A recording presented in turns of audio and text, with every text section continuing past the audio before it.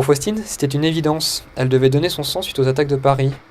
Oui, je suis une donneuse régulière, mais c'est vrai que j'avais besoin de faire une bonne action. Moi, ce qui m'a surtout fait très peur, c'est le mot guerre. Et, enfin, même samedi, j'étais sur ma chaise, je me disais, mais qu'est-ce que je fous là? Il faut que je fasse quelque chose de bien. Une petite action pour être solidaire. Comme elle, à Nice, les gens ont répondu présent. Samedi, au site de collecte de sang de Nice TNL, 80 personnes sont venues au lieu de 30 habituellement. Un geste important pour beaucoup. Mais c'est vrai qu'il y a une prise de conscience de tous les Français à donner leur sang. Malheureusement, il a fallu peut-être ça pour faire un peu venir, mais après, est-ce que ça va suivre? Ça, c'est pas sûr. Cet afflux de donneurs a été impressionnant. Le centre a dû refuser des personnes pour éviter le gaspillage. Il leur a été demandé de revenir plus tard. Pour le FS, ce genre d'événement ne doit pas être ponctuel et fait tout pour fidéliser les donneurs. Nous, on a une grosse problématique, c'est de faire venir des donneurs sur notre site. C'est la question qu'on se pose de comment faire pour que les personnes qui ont pris conscience, on va dire aujourd'hui, puissent revenir dans l'année ou dans les années à venir.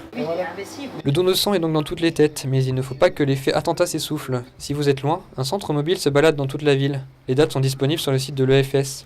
Mais sachez-le, la porte du centre est ouverte 6 jours sur 7 et vous êtes les bienvenus pour donner tout au long de l'année.